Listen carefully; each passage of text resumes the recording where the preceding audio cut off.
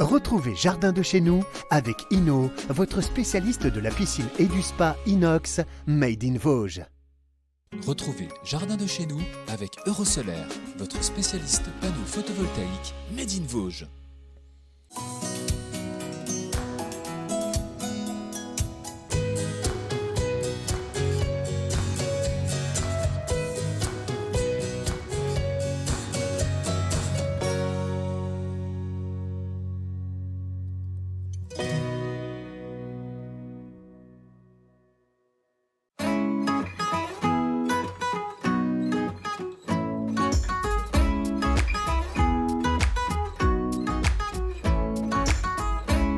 Bonjour à toutes et à tous, je suis très heureuse de vous retrouver pour ce nouveau numéro de Jardin de chez nous depuis le parc du château d'Épinal où nous aurons l'immense honneur de recevoir dans notre émission le grand vainqueur du concours national du carré des jardiniers, le maître jardinier.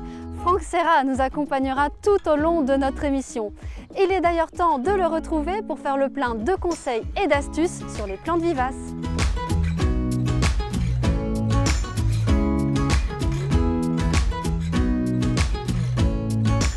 Bonjour Franck Serra. Bonjour Aurélie. Donc tu es le grand gagnant du concours national du carré des jardiniers.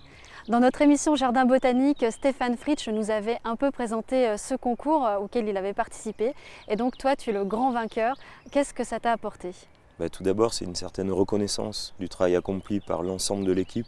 Ce n'est pas un travail uniquement qui est porté que sur moi. Ok, c'est moi qu'on a récompensé, mais c'est l'ensemble de l'équipe. Ça a été un véritable travail collectif. Et ça n'a pas de prix vraiment de récompenser vraiment tout le monde. Et donc tu as réalisé un jardin qui s'appelle Humanescence. Oui, tout à fait, Humanescence, tourné au travers l'humain et le sens. C'est vraiment la vocation de ce jardin qu'on a créé, on l'a créé avec l'humain et en donnant du sens, avec des circuits courts, de la volonté de montrer un certain savoir-faire sur un jardin de 200 mètres carrés, en plein cœur d'un hangar finalement. Et on a pu vraiment révéler tout notre savoir-faire au travers de ces matières premières, courtes, qu'on a dans notre territoire, qu'on a mis en valeur. Et d'ailleurs, ce jardin, tu en recrées une réplique lors de la 17e édition du festival Jardin aux Tuileries à Paris. Tout à fait, on est les invités d'honneur en tant que maître jardinier. On a l'opportunité de reproduire à l'échelle notre jardin durant le festival Jardin qui a lieu en plein mois de juin, là où tout s'éveille dans le jardin. C'est une formidable reconnaissance de pouvoir présenter ce jardin à Paris. C'est un rêve de gosse, même j'aurais jamais imaginé pouvoir exposer aux Tuileries. Et c'est vrai que c'est un véritable plaisir. C'est beaucoup d'émotions et c'est encore une fois beaucoup de partage avec mes collaborateurs et c'est ça qui est le plus important. Nous sommes très fiers de t'avoir dans notre émission, dans Jardin de chez nous. Alors aujourd'hui, nous n'allons pas recréer ce magnifique jardin Humanescence, mais tu vas nous parler de plantes qui sont de véritables incontournables de nos jardins. Ce sont les vivaces.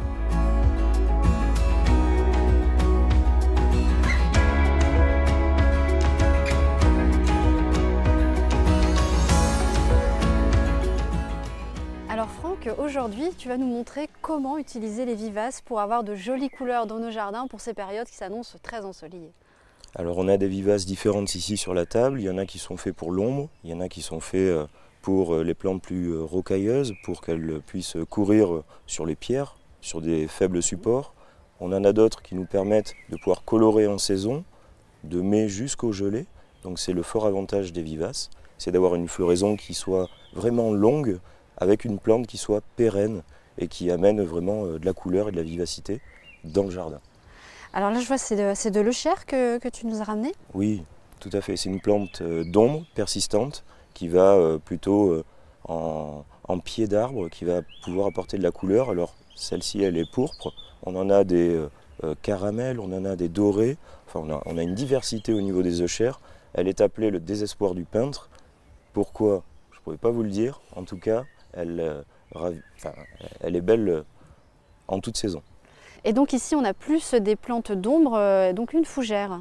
Oui, tout à fait, la fougère elle est faite pour aller à l'ombre. Alors il y a différentes variétés, il y a même des fougères persistantes, donc c'est vraiment une plante qui donne de la lumière dans des espaces qui sont ombragés et c'est fort agréable de la revoir dans cet état-là à cette saison.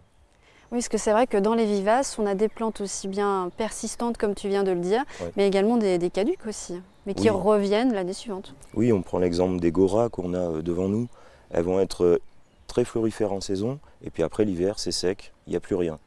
Parfois la vivace, elle peut être tout aussi belle l'été, comme elle peut être un peu triste l'hiver.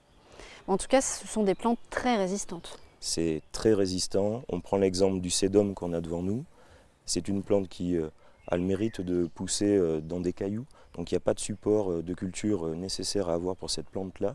On est vraiment, on s'adapte aussi à tous les climats. Et donc la vivace, elle répond à ça. Et c'est facile à planter? Ça reste très simple. Il faut apporter toujours un peu de matière organique pour que la plante puisse se développer dans de bonnes conditions. Quelques arrosages au démarrage, quelques arrosages en cas de sécheresse. Et une fois que son système racinaire est en place, on n'y fait plus rien. Plus rien. Mais alors est-ce qu'on la protège quand même un petit peu en hiver ou vraiment on les laisse vivre leur vie? On les laisse tranquille vraiment vivre leur vie l'hiver. Il ne faut surtout pas les toucher pour la période hivernale. C'est vraiment en fin d'hiver qu'on va leur donner un peu plus de soins, où on va les rabattre, on va les tailler, on va enlever ce qui est sec pour que le printemps fasse le reste. Eh bien oui, les vivaces, ce sont des plantes qui sont faciles à planter, ce sont les plantes idéales pour les débutants, mais pour pouvoir continuer à les admirer sur de nombreuses saisons, eh bien il y a quand même quelques conseils et astuces que nous vous donnerons juste après ce reportage de Vosges TV sur les jardins de l'abbaye d'Autray.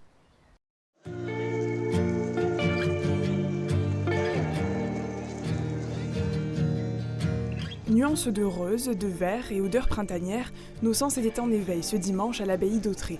Tout le week-end, une trentaine d'horticulteurs, pépiniéristes et collectionneurs ont investi le parc pour le rendez-vous annuel Plantes en fête. À quoi ressemblent les jardins de 2022 ? Ça évolue, hein. Les gens aiment beaucoup les plantes un peu qui rappellent la nature, des plantes un peu sauvages ou les plantes médicinales aussi. Et beaucoup de jeunes aussi sont mis à jardiner, se mettent à planter des légumes pour avoir des légumes frais aussi, quoi, et des fleurs. Entrée à 5 €, service de restauration, l'événement aide la communauté des Béatitudes, qui réside à l'abbaye, à financer l'entretien du site classé monument historique. Les dernières rénovations soutenues par la région remontent à 2014 et ont duré 10 ans. Il reste encore à faire. Nous commençons une phase de travaux sur la maison de l'abbaye, qui est maintenant des chambres d'hôtes. Et c'est toute la toiture de la maison de l'abbaye, avec une partie aussi de l'aile où il y a la tour, qui va être en travaux, nous espérons assez rapidement. La beauté des jardins, célébrée ce week-end, a attiré plus de 6000 visiteurs, c'est un record. Forte de 25 membres, la communauté des Béatitudes fêtera ses 40 ans de présence à l'abbaye d'Autray en juin. Nous voici de retour avec Franck Serra dans le parc du château d'Épinal. Et maintenant, Franck, vous allez nous montrer comment entretenir nos vivaces pour qu'elles reviennent d'une année sur l'autre. Alors il y a deux phases d'entretien sur la vivace. C'est principalement en début de printemps, on va les tailler le plus court possible. On le voit sur la sauge qu'on a ici. On vient la rabattre. Et après, en cours de saison, il ne faut pas hésiter à les pincer pour qu'elles puissent se ramifier, pour qu'elles puissent se densifier, pour éviter qu'elles puissent monter en tige, comme ce bel exemple avec la verveine de Buenos Aires par exemple. Si elle n'est pas tenue taillée, elle va finir par se coucher. Donc en saison, on vient les couper. C'est pas grave pour la fleur qu'il y a, il y en aura 2 fois plus 15 jours plus tard. D'accord, donc il ne faut pas hésiter à tailler. On taille à n'importe quel endroit de la tige? On taille généralement au-dessus d'un bourgeon. Ça va permettre de diviser les tiges et de se démultiplier dans la force de la plante. D'accord. Alors quand tu dis qu'il faut vraiment couper, c'est à la sortie de l'hiver? À la sortie de l'hiver, on vient les rabattre à entre 5 et 10 cm au niveau du sol pour celles qui ne sont pas persistantes. 5 à 10 cm. Et puis après, de temps en temps, on coupe au-dessus d'un petit bourgeon. Pour le phénomène de montée en tige, on coupe au-dessus de bourgeons, où là, comme l'agora, il y a une multitude de feuilles, donc il y aura une multitude de départs. On n'hésite pas à la rabattre de moitié pour qu'elle puisse se ramifier. J'ai apporté quelques exemples qui nous permettent de voir, une fois taillées, après leur développement, on voit que c'est beaucoup plus trapu, c'est beaucoup plus dense, il y a beaucoup plus de fleurs, et la plante se tient mieux dans son espace. Donc on ne taille pas forcément toutes les vivaces, par contre celles qui montent, celles-ci, oui, il faut les faire. Donc par exemple ici, tu nous as dit que c'était de la sauge, c'est bien ça? Oui, tout à fait. Alors on la rabat parce qu'on est en la période où on peut le faire. À peu près à quel centimètre alors? Il n'y a pas d'erreur. La vivace, Quoi qu'il arrive, elle repart. non, elle va repartir, donc c'est plutôt à mi-hauteur. D'accord, c'est pratique pour les débutants, vous ne Exactement. ferez pas d'erreur. Alors à mi-hauteur, donc on y va ici. C'est ça. Allez, on coupe. Alors notre sauge est coupée. Il faut attendre à peu près combien de temps avant qu'elle nous refasse des jolies fleurs? D'ici 3 semaines, elle va recommencer vraiment à rebourgeonner pour redonner des fleurs d'ici 4 semaines. Mais on en avait 3, on va passer à 12, c'est démultiplié. Oh, c'est magique. C'est magique la vivace. Et alors ici, tu sais, alors qu'est-ce que c'est que tu nous as ramené là? Là, c'est de la verveine de Buenos Aires. Ah, la verveine de Buenos Aires. Donc elle s'acclimate vraiment partout. C'est pas parce qu'elle vient de Buenos Aires qu'on ne pourra pas la revoir dans les Vosges. C'est une plante qui va avoir un cycle estival. Donc on peut la tailler aussi parce qu'elle va monter. Ouais. Elle va finir par avoir des bois cassants. Donc il ne faut pas hésiter à la rabattre. Alors hop, juste au-dessus d'une petite feuille. Et la suivante. Allez hop, un peu plus petite. Eh bien ça y est, nos vivaces sont taillées. Alors c'est vrai, quand on les voit là en dessous, elles sont magnifiques, hein. Ça vaut vraiment le coup, il ne faut vraiment pas oublier. Ça vaut le coup, ça c'est sûr. Ben, merci beaucoup Franck pour tous ces conseils et ces astuces. Eh bien maintenant les vivaces n'ont plus aucun secret pour vous.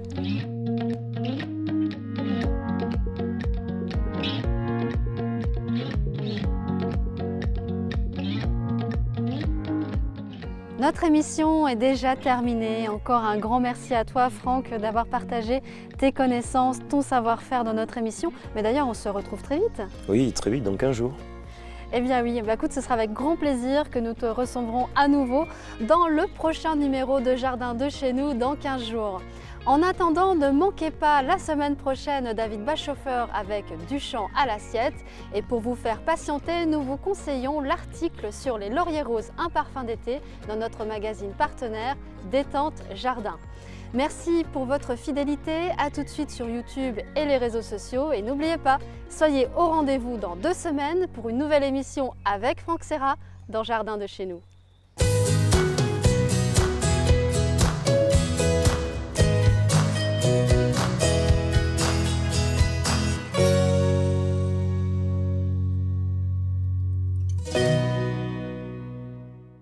C'était Jardin de chez nous avec Eurosolaire, votre spécialiste panneaux photovoltaïques Made in Vosges.